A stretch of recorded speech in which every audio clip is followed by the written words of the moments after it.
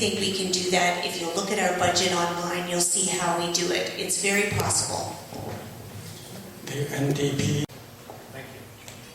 First of all, I want to say that Ms. Redmond is not correct when she talks about a $56 billion deficit. In fact, we're $10 billion ahead in our plan to retire the deficit right now. It's more like $45 billion, and also it's not a structural deficit. It was encouraged to finance short-term infrastructure investments. The one thing that Ms. Redmond and I agree on, however, is that our low tax plan for job creation is what distinguishes the Conservatives from the Liberals.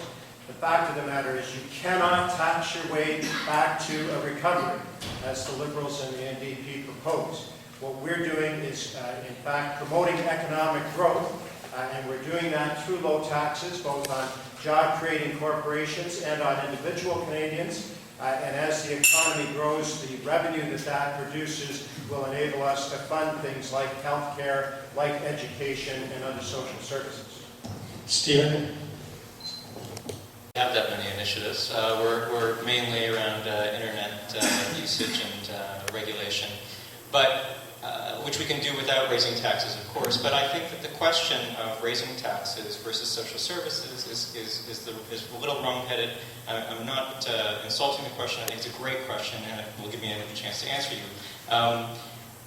The cost of living is what we need to bring down, not taxes, not cost of products, but the cost of living overall, right? So we have a two-tier healthcare system in this country right now. You have to pay for your own pharmaceuticals. If we brought in an initiative that would pay for those, but cost you on average less, then you're increasing taxes, but lowering the cost of living. So there's a difference there. The biggest thing that we can do for that is patent reform. Restrict patent terms down to 5 years, and what you will have is cheaper drugs because there'll be no more generics. And that's something we're pushing for. Look at the theory that low taxes create jobs is actually accurate. I would like to take a look at the number of jobs that were lost in this community and not coming back due to this low tax plan. Instead, the jobs that were created were contract work, where people don't have any benefits or any sort of job security. I know this because that's exactly what happened in my family and exactly what happened to my wife. She cannot find a job with a degree that is no longer contract and has benefits. It's proven and shown by economists on both sides of the political spectrum that low taxes have not brought jobs back that are sustainable. We need to take a look at, instead, aiming all sorts of initiatives at the sectors that do create jobs, which is the small business sector, which creates over 50% of jobs in this community and across Canada. Indeed, we need to take a look and make sure that everyone is paying their fair share. Individuals are certainly paying more than their fair share. It's time that large corporations step up and do the same. I'd like to know, since the election has been called, anytime you split your TV on, you hear the word "C." What's wrong with the collision zone? What happens if Michael Ignatieff gets more seats on May the 2nd? Is Mr. Harper going to support his budget? I would like to know the answer. Telegdi. Clearly what we have happening for the last number of years is we got a prime minister of this country who lies about how the parliamentary system works. And I think Canadians should be outraged about it. You know, we operate according to the Westminster model, not the Harper model, but the model of the Westminster Parliament. And the fact of the matter is, in the parliamentary system, the person who gets to govern is who commands the confidence of the House. And you have to ask yourself the question, why is it that no party wants to work with Stephen Harper? Ask yourself that question. You know, when you're the bully in the play box and nobody wants to play with you, you better take a look at yourself. Thank you. The Prime Minister has been clear all along. The party that wins the most seats forms the government. This is the concern and this is the choice for Canadians. And this is why we are asking Canadians to consider the importance of a strong, stable, conservative majority government. Because it's clear, and Mr. Ignatieff made this clear the other day in his interview with But Mr. that's not my Mansbridge. question. I'm asking you a different I question. didn't interrupt your No, question. but Please don't answer my interrupt question. my What answer. I'm asking. Answer the question. Mr. Ignatieff made it clear the other day on CBC television, responding to Mr. Mansbridge, that he would provide the opportunity for the party that wins the most seats to try and form the government. That's not acceptable to Canadians. That's not acceptable. Your answer is not acceptable. That is not acceptable to Canadians. Okay, the time for response is. I'd like to correct Mr. Gray with all due respect. The party that wins the most seats gets to attempt to win the confidence of the House. That is how our parliamentary system works, and that is what Mr. Michael Ignatieff was referring to that night. And I think he was very clear on that, and I'm not sure why the Conservatives insist on saying that he would try or whatever. Thank you. To you.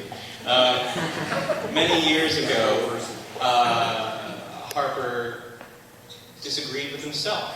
He was a hypocrite on this issue. Now, a decade's a long time, but he signed a piece of paper with Gilles Duceppe and Jack Layton saying that if the Liberal government fell, that he would be happy with leading the government.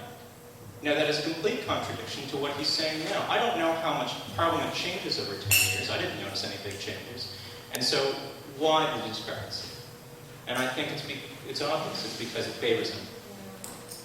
Julie, please. My family's from Romania, and the joke that we have is after the collapse of, after the death of Stalin, Khrushchev had 2 envelopes, and open these envelopes whenever you have a problem. You open the first envelope, and it was like, blame everything on me. So he blamed everything on Stalin, and everything was great. When problems started again, you open the second envelope, and it was sit down and write these 2 envelopes. The reality of the situation is sometimes when people bring up stuff, like the coalition or other such things, or blaming the problems on the leaders of the past, because they don't want to deal with the issues that they are facing right now. Our present government doesn't want to deal with the problems of mass unemployment, doesn't want to deal with the problems of poverty, doesn't want to deal with the problem, our economic problems. It would rather create this fear around coalition government the same way that during the Soviet Union, the revisionist parties, instead of dealing with economic problems, blamed it on the leaders of the past. Thank you.